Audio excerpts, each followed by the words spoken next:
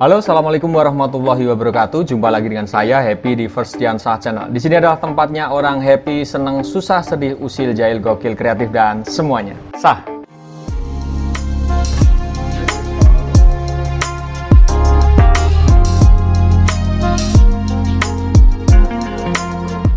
Saat ini kita sering sekali mendengar informasi seputar virus corona atau biasa kita sebut dengan istilah COVID-19. Banyak sekali media yang menginformasikan dan memberitakan tentang virus corona ini. Mulai dari informasi seputar COVID, kemudian gejala-gejala yang muncul akibat terpapar COVID, bahkan juga sampai dengan protokol kesehatan untuk mencegah COVID-19 ini. Nah, salah satu contoh protokol kesehatan yang dianjurkan oleh pemerintah adalah menggunakan sebuah alat bernama termogan. Alat ini berfungsi untuk mengetahui suhu tubuh seseorang. Nah, bagi kalian yang belum pernah melihat bentuk dari termogan ini, jadi bentuk termogan ini bentuknya seperti ini.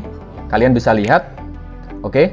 Nah, di video kali ini kita akan mempelajari tentang suhu dan kalor. Materi ini adalah materi fisika kelas 11 MIPA di semester Gasal. Tapi sebelum kita masuk ke video pembahasannya, jangan lupa untuk selalu mensupport channel ini dengan cara like, comment, share, and subscribe sehingga saya lebih giat dan semangat untuk membuat video-video pembelajaran berikutnya. Oke, langsung saja supaya kalian lebih paham tentang materi suhu dan kalor, simak videonya sampai habis. Jangan di-skip, check this out. Berikut adalah peta konsep dalam mempelajari materi suhu dan kalor. Yang pertama kita nanti akan mempelajari tentang konversi suhu.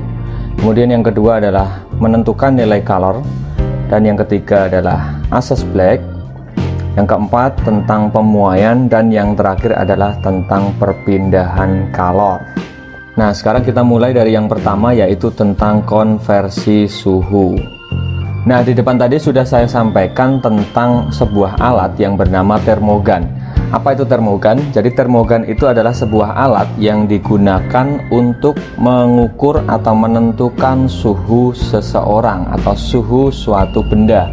Nah, suhu itu sendiri artinya adalah derajat panas atau dinginnya suatu benda atau zat. Nah, jadi sebenarnya untuk termogan tadi dia adalah sebuah perkembangan dari sebuah alat yang digunakan untuk mengukur suhu yang bernama termometer. Untuk gambarnya seperti ini. Jadi ini adalah gambar termometer yang versi konvensional atau versi lama. Biasanya seperti ini. Dia ada bagian-bagiannya. Yang pertama ada bagian skalanya, ya, dia menunjukkan skala berapa. Kemudian untuk di bagian tengah itu terdapat sebuah cairan yang biasanya diisi dengan cairan air raksa, seperti itu. Salah satu alasan kenapa sebuah termometer itu diisi dengan cairan air raksa karena untuk cairan raksa ini dia memiliki tingkat pemuaian yang sangat teratur, jadi tidak begitu terpengaruh dengan kondisi eksternalnya. Nah, sekarang berdasarkan skalanya, di saat ini kita sudah tahu beberapa jenis termometer. Di antaranya adalah yang pertama termometer skala Celcius, kemudian ada juga termometer skala Reaumur, Fahrenheit, kemudian yang terakhir adalah skala Kelvin, gitu ya. Nah, sekarang kita akan mencoba untuk mengkonversikan skala-skala tersebut, yaitu dari Celcius, Reaumur, Fahrenheit, dan Kelvin. Jadi di sini kita bisa melihat penampang untuk masing-masing jenis termometer tersebut berdasarkan skalanya. Yang pertama adalah Celcius.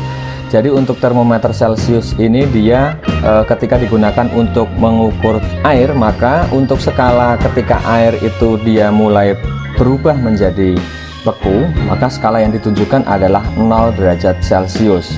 Kemudian untuk ketika air itu dia berubah dari cair menjadi gas atau menguap, maka skala yang ditunjukkan adalah pada skala 100 derajat Celcius. Jadi di sini untuk rentang nilainya atau rentang skalanya dalam satuan derajat Celcius itu adalah 0 sampai dengan 100 atau 100 derajat Celcius untuk rentang atau skalanya. Kemudian dengan kasus yang sama, yaitu ketika air dia mulai membeku, maka untuk termometer dengan skala Reaumur, maka dia skala yang ditunjukkan adalah 0. Kemudian ketika diukur dengan termometer skala Fahrenheit, maka skalanya adalah 32. Nah, kemudian ketika air tersebut dipanaskan dan dia mulai berubah menjadi gas atau menguap, untuk termometer skala Reaumur, maka skala yang ditunjukkan adalah 80 derajat Reaumur.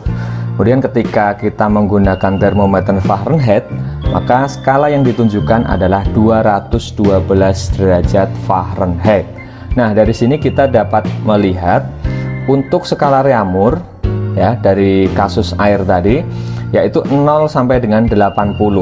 Jadi skalanya untuk termometer Reaumur itu adalah 80 derajat Reaumur.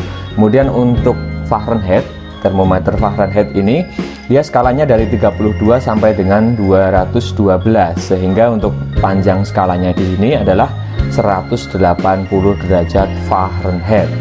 Nah, dari ketiga rentang skala termometer ini yaitu 100, kemudian 80 dan 180, maka kita dapat menarik kesimpulan bahwa perbandingan skala antara Celsius, Reaumur dan Fahrenheit itu adalah 5:4:9. Jadi ini 100 dibagi 20 hasilnya 5, kemudian ini 80 dibagi 20 hasilnya 4, kemudian ini 180 untuk Fahrenheit dibagi 20 hasilnya adalah 9. Saya ulangi sekali lagi, jadi untuk perbandingan skala Celsius, Reaumur dan Fahrenheit itu adalah 5:4:9. Nah, dari perbandingan yang sudah kita dapat ini, maka kita dapat mengkonversikan skala suhu ya. Misalkan seperti ini. Jadi ketika kita ingin mencari suhu dalam derajat Reaumur yang diketahui adalah Celsius, maka kita dapat menuliskan secara matematis seperti ini, di mana R sama dengan 4/5C. Seperti itu. Jadi di sini R adalah suhu dalam Reaumur, kemudian C adalah suhu dalam derajat Celsius. Kemudian untuk 4 ini adalah perbandingan dari Reaumur, skala Reaumur. Kemudian untuk 5-nya ini adalah perbandingan ini tadi dari skala Celsius. Jadi misal sebagai contoh, ketika sebuah benda atau zat ketika kita ukur, maka suhunya yang kita peroleh itu adalah 60 derajat Celsius misalkan. Nah, sekarang kita akan mengkonversi dari suhu 60 derajat Celsius tersebut, kalau dinyatakan dalam derajat Reaumur itu hasilnya berapa, maka tinggal kita masukkan R sama dengan 4/5C. Nah, untuk suhu C nya atau dalam derajat Celsius itu sudah kita ketahui, yaitu 60 derajat Celsius. Maka tinggal dihitung 4/5 dikalikan 60, sehingga hasilnya 48 derajat Reaumur. Artinya suhu 60 derajat Celsius itu setara dengan 48 derajat Reaumur. Nah, seperti itu kurang lebih untuk mengkonversikan suhu. Kemudian jika kita balik, kalian bisa melihat di bawah ini. Jadi tadi menyatakan suhu dalam Reaumur dari yang diketahui adalah dalam Celsius. Sekarang kita balik, kita akan mencari suhu dalam Celsius jika yang diketahui adalah Reaumur. Maka secara matematis dapat kita tuliskan bahwa C sama dengan 5/4R. Jadi dibalik untuk perbandingannya, kalau yang atas tadi 4/5, sekarang yang bawah adalah 5/4. Nah, nanti kalian bisa mencoba untuk mengkonversikan suhu dari Celsius ke Reaumur atau sebaliknya, seperti itu. Jadi sangat mudah sekali. Selanjutnya kita akan mencoba untuk mengkonversikan suhu dari Fahrenheit dan Celsius. Nah, ini sebenarnya langkahnya sama, cuman di sini untuk Fahrenheit itu dia karena batas bawahnya itu 32 derajat, maka di sini harus ada plus 32. Jadi ketika kita mengetahui suhu sebuah benda itu dinyatakan dalam Celsius dan kita akan mencari suhu dalam Fahrenheit, maka di sini ditambah 32. Sebagai contoh, misalkan sebuah benda diukur dengan termometer skala Celsius, maka skala yang ditunjukkan adalah 10 derajat Celsius misalnya ya. Jadi yang diketahui adalah 10 derajat Celsius. Nyatakan dalam satuan Fahrenheit atau skala Fahrenheit. Nah, maka kita tinggal memasukkan saja untuk C-nya kita ganti dengan angka 10. Sehingga 10 dikalikan 9/5 hasilnya 18, ditambah 32 hasilnya adalah 50. Sehingga untuk suhu 10 derajat Celsius itu setara dengan 50 derajat Fahrenheit. Seperti itu. Nah, sekarang jika kita balik, jadi yang diketahui adalah suhu dalam derajat Fahrenheit, kita disuruh untuk menyatakan dalam derajat Celsius. Maka secara matematis dapat kita tuliskan sebagai berikut. C sama dengan 5/9 dalam kurung F min 32. Jadi kalian di sini harus hati-hati. Jadi untuk skala Fahrenheit-nya itu harus kalian kurangi dulu dengan angka 32, baru nanti dikalikan dengan 5/9. Sehingga di sini saya tuliskan dalam kurung ya. Artinya kalian harus mengurangkan dulu. Jadi skala Fahrenheit dikurangi dengan 32. Jangan skala Fahrenheit ini dikalikan dulu baru dikurangkan. Tidak seperti itu ya. Jadi skala Fahrenheit dikurangi 32, baru hasilnya berapa nanti dikalikan dengan 5/9. Sehingga nanti akan didapat skala dalam Celsius. Nah, kemudian kalian nanti juga bisa menentukan atau mengkonversi suhu dari Reaumur dengan Fahrenheit dengan menggunakan acuan ini, perbandingan dari Reaumur dan Fahrenheit, seperti itu. Kemudian yang terakhir adalah menyatakan suhu dalam satuan Kelvin. Nah, satuan Kelvin ini adalah satuan internasional. Jadi ketika kita menentukan ukuran suhu dalam tingkat internasional, itu yang kita gunakan adalah satuan Kelvin. Berbeda sekali dengan yang kita gunakan di negara kita, Indonesia. Itu kita biasanya menggunakan derajat Celcius, tapi untuk satuan internasional itu menggunakan satuan Kelvin. Nah, sekarang gimana caranya untuk menentukan satuan Kelvin ini? Jadi untuk menentukan atau mengkonversi suhu ke dalam satuan Kelvin itu sangat mudah sekali, di mana di sini saya tuliskan dengan C plus 273. Artinya apa? Jadi C ini adalah skala dalam Celcius, kemudian kita tinggal tambahkan saja dengan angka 273.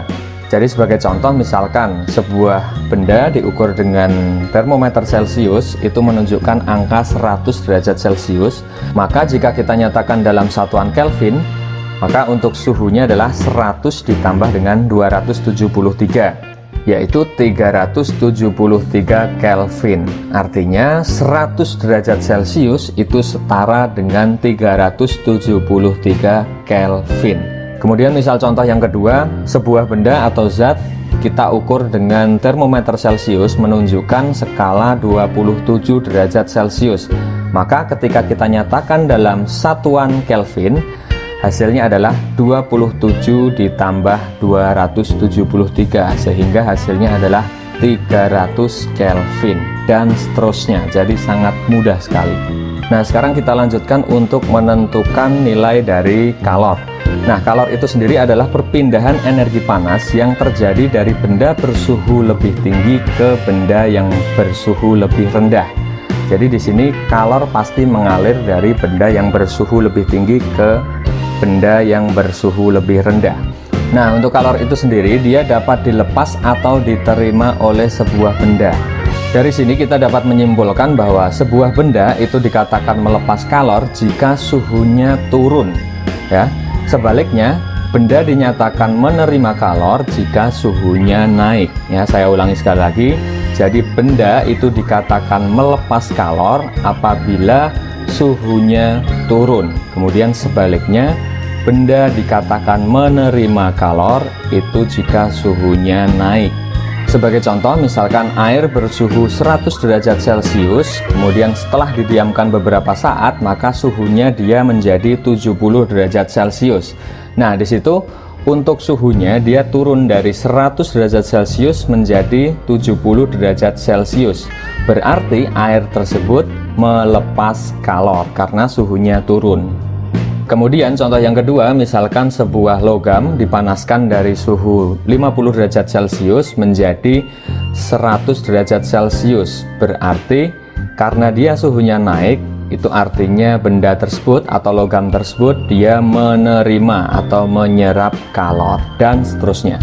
Nah, sekarang ketika kita ingin menentukan nilai kalor, baik itu kalor yang dilepas atau diterima, secara matematis kita dapat tuliskan bahwa Q sama dengan M dikali C dikalikan delta T, di mana Q adalah kalor dengan satuan Joule, kemudian M adalah massa suatu zat dengan satuan kilogram, kemudian untuk C ini adalah kalor jenis zat dengan satuan Joule per kilogram derajat Celcius, dan yang terakhir adalah delta T. Delta T ini adalah perubahan suhunya.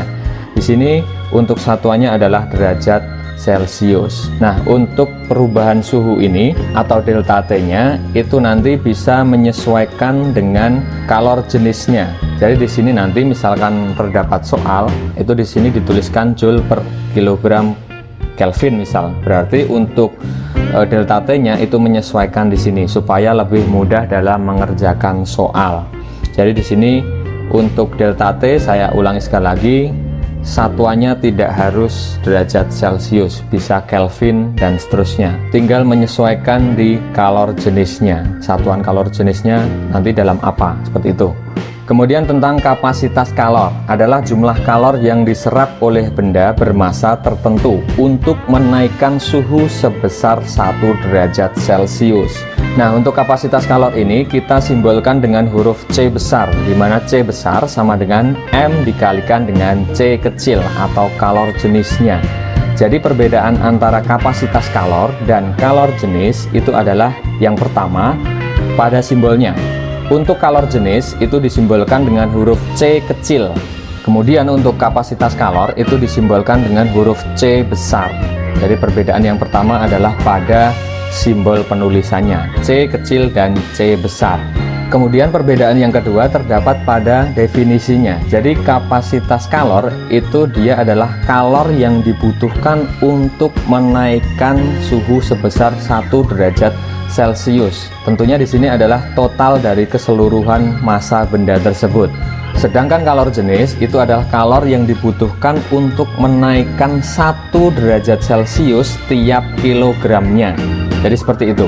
Nah, sebagai contoh, misalkan saya memiliki sebuah benda dengan massa 100 kg. Nah, untuk kapasitas kalor ini berarti dia adalah kalor yang diperlukan untuk menaikkan suhu sebesar 1 derajat Celcius dari total massa, yaitu 100 kg. Kemudian untuk kalor jenisnya itu adalah kalor yang dibutuhkan untuk menaikkan suhu sebesar 1 derajat Celcius tiap kilogramnya. Jadi seperti itu. Dengan kata lain, dapat kita nyatakan bahwa kapasitas kalor ini adalah kalor yang diperlukan untuk menaikkan suhu sebesar 1 derajat Celcius dari total massanya secara keseluruhan, tetapi untuk kalor jenis itu hanya tiap kilogram. Seperti itu. Oke, selanjutnya tentang asas Black. Jadi asas Black ini berlaku untuk kasus ketika kita menghubungkan atau menempelkan dua zat yang berbeda suhu, baik itu zat yang sejenis ataupun zat yang tidak sejenis. Artinya apa? Zat sejenis dan tidak sejenis, misalkan ketika kita mencampurkan dua buah cairan, misalkan air, dengan suhu yang berbeda. Misalkan saya mencampurkan air bersuhu 100 derajat Celcius dan air bersuhu 20 derajat Celcius. Nanti untuk campuran air tersebut itu suhunya berapa? Seperti itu kurang lebih. Kemudian untuk contoh mencampurkan dua zat yang tidak sejenis, misalkan saya memiliki logam dengan suhu 150 derajat Celcius, saya masukkan ke dalam air bersuhu 50 derajat Celcius, dan seterusnya.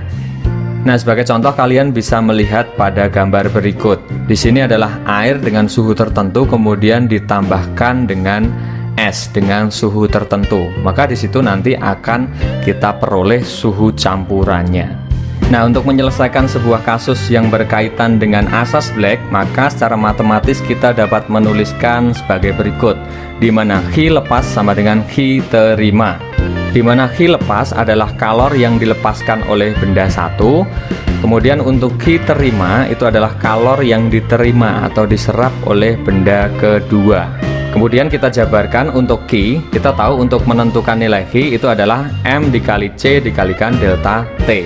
Untuk Q lepas, maka M yang melepaskan kalor, kemudian C yang melepaskan kalor, delta T yang melepaskan kalor. Untuk Q terima itu juga sama, M terima, C terima, delta T terima. Seperti itu. Jadi kalau kita kaitkan dengan gambar di sini, untuk zat yang melepas kalor itu adalah air. Karena di sini air dengan suhu tertentu, kemudian dia dipengaruhi atau dicampur dengan es tadi, sehingga air tersebut suhunya turun. Berarti dalam kasus ini untuk zat yang melepas kalor itu adalah airnya. Kemudian untuk zat yang menerima kalor itu adalah es. Karena di sini es mengalami kenaikan suhu. Maka nanti ketika kalian mengerjakan itu tinggal dimasukkan. Berarti untuk yang ruas sebelah kiri ini kalian isi dengan air, kemudian untuk ruas yang sebelah kanan ini kalian isi dengan es. Seperti itu. Kemudian untuk delta T-nya, jadi di sini kita tidak mengetahui suhu campurannya berapa. Kita ambil contoh saja, misalkan air ini mula-mula suhunya 100 derajat Celcius, kemudian ditambah atau dicampurkan dengan es bersuhu 0 derajat Celcius. Untuk suhu campurannya kita belum tahu, jadi kita bisa menentukan suhu campurannya atau suhu akhirnya berapa. Nah, untuk delta T yang sebelah kiri ini berarti kita dapat menggantinya dengan T air mula-mula dikurangi dengan T campuran atau suhu akhir campuran. Kemudian untuk delta T sebelah kanan itu dapat kita ganti dengan T campuran dikurangi suhu mula-mula es, yaitu 0. Dan seterusnya. Jadi nanti kalian bisa mencoba untuk mengaplikasikannya dalam soal. Kemudian kita lanjutkan ke pembahasan selanjutnya, yaitu tentang pemuaian. Nah, kita menjumpai pemuaian di berbagai hal. Seperti yang saya contohkan dalam gambar ini adalah pada pemasangan rel kereta api. Dalam pemasangan rel kereta api, jika kalian amati lebih teliti, di situ pada sambungan kalian akan mendapatkan sebuah celah kecil. Nah, di sini berfungsi untuk menghindari terjadinya rel kereta api yang menonjol karena adanya pemuaian ini. Jadi pemuaian itu sendiri adalah bertambahnya ukuran panjang sebuah zat karena disebabkan oleh kenaikan suhu. Jadi di sini ketika sebuah zat atau sebuah benda dia mengalami kenaikan suhu, maka benda tersebut akan mengalami pemuaian atau penambahan ukuran panjang. Sebaliknya, jika sebuah benda mengalami penurunan suhu, maka dia akan mengalami yang namanya penyusutan atau berkurangnya ukuran panjang sebuah benda. Nah, untuk kasus pemuaian ini banyak sekali contohnya, misalkan pada sambungan rel kereta api, kemudian dalam pemasangan jendela itu juga menerapkan konsep pemuaian. Kemudian juga pada sambungan jembatan dan lain sebagainya. Nah, kemudian secara matematis untuk pemuaian itu sendiri kita bagi menjadi 3. Yang pertama adalah pemuaian panjang, kemudian yang kedua adalah pemuaian luas, dan yang ketiga adalah pemuaian volume. Dari ketiga jenis pemuaian tersebut, kita akan mendapati di sini secara matematis ada simbol alfa, beta, dan gamma. Nah, untuk alfa ini sendiri adalah koefisien muai panjang, kemudian untuk beta adalah koefisien muai luas, dan untuk gamma itu adalah koefisien muai volume. Nah, seperti yang saya sampaikan sebelumnya, ketika sebuah zat atau sebuah benda mengalami kenaikan suhu, maka dia akan memuai atau bertambah panjang. Nah, di sini kita bisa menentukan pertambahan panjangnya. Jadi kita bisa menentukan pertambahan panjang, pertambahan luas, pertambahan volumenya. Secara matematis kita tuliskan bahwa delta L sama dengan L0 dikali alfa dikalikan delta T, di mana delta L adalah pertambahan panjangnya, kemudian L0 ini adalah panjang awal atau panjang mula-mula. Kemudian untuk alfanya ini adalah koefisien muai panjang, dan delta T adalah perubahan suhunya. Sebagai contoh, misalkan saya memiliki sebuah logam dengan panjang mula-mula itu adalah 5 meter, dipanaskan dari suhu 20 derajat Celcius sampai dengan 100 derajat Celcius. Maka di sini kalian tinggal memasukkan angkanya. L0-nya adalah 5 meter. Kemudian untuk alfanya itu nanti tiap zat atau tiap benda itu memiliki koefisien yang berbeda-beda. Kemudian untuk delta T-nya adalah perubahan suhunya, yaitu dari 20 sampai dengan 100, sehingga delta T-nya adalah 80 derajat Celcius. Kemudian kalian bisa menghitungnya secara matematis. Nah, setelah kalian mendapatkan nilai delta L atau perubahan panjangnya, maka kalian bisa menentukan panjang akhirnya. Jadi setelah dia memuai itu panjangnya berapa. Sehingga kalian tinggal menuliskan untuk panjang akhirnya di sini L misalkan ya. L sama dengan L0 atau L awal ditambah dengan deltanya atau perubahan panjangnya.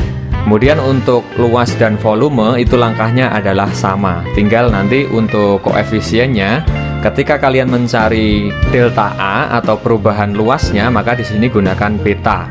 Kemudian untuk mencari delta V atau perubahan volumenya, kalian di sini menggunakan gamma.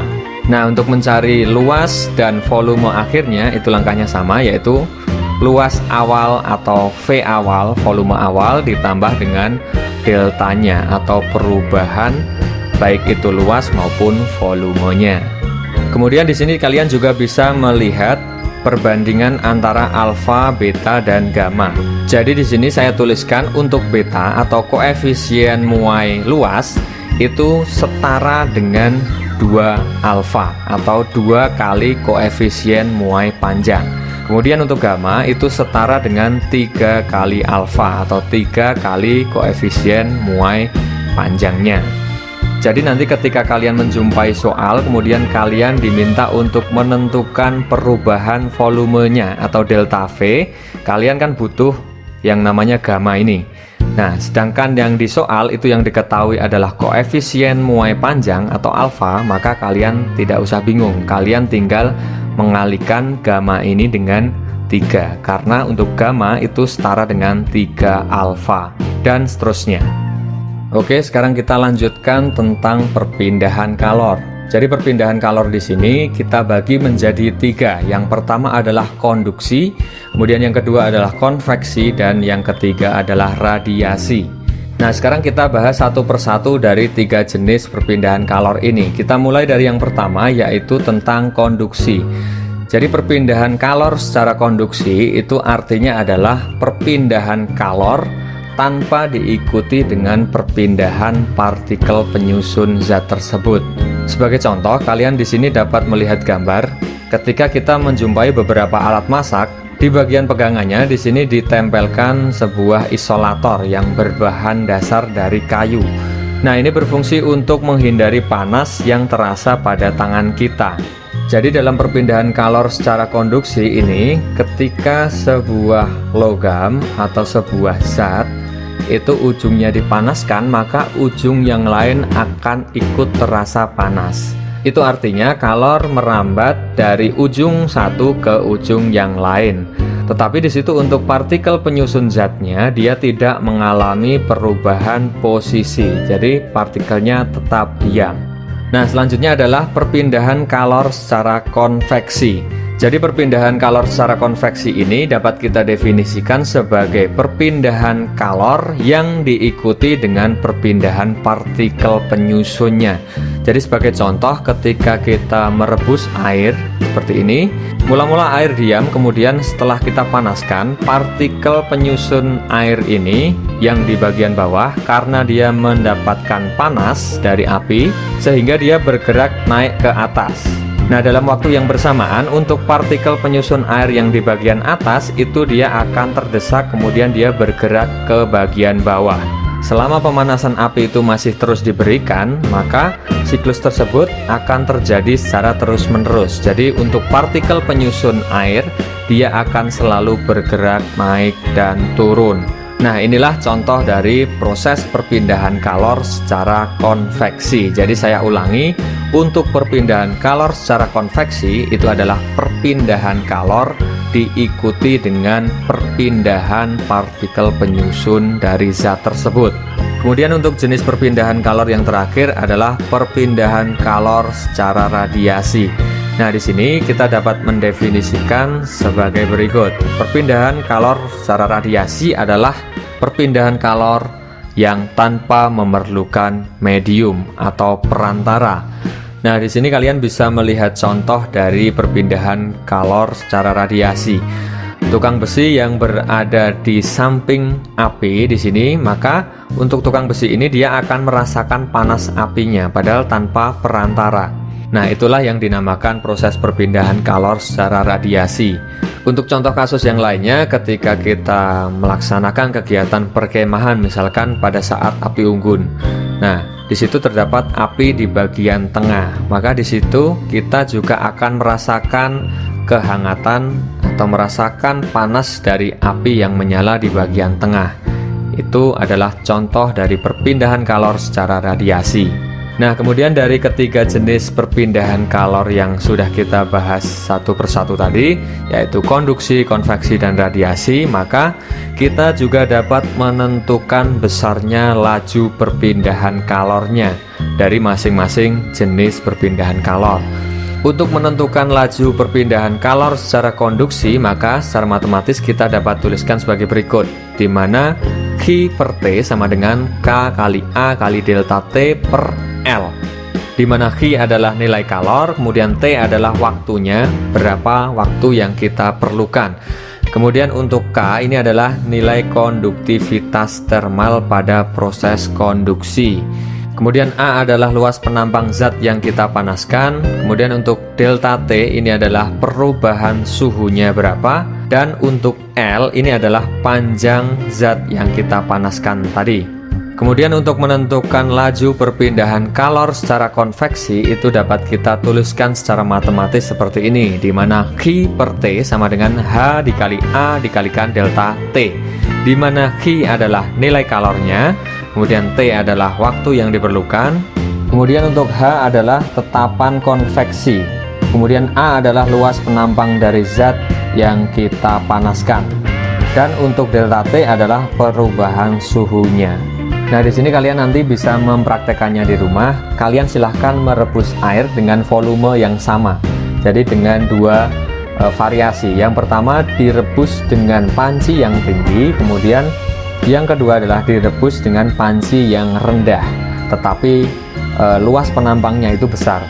Nah, nanti silahkan dibandingkan. Untuk sampai mendidih itu akan lebih cepat yang mana, apakah dengan panci yang tinggi atau panci yang rendah tetapi luas.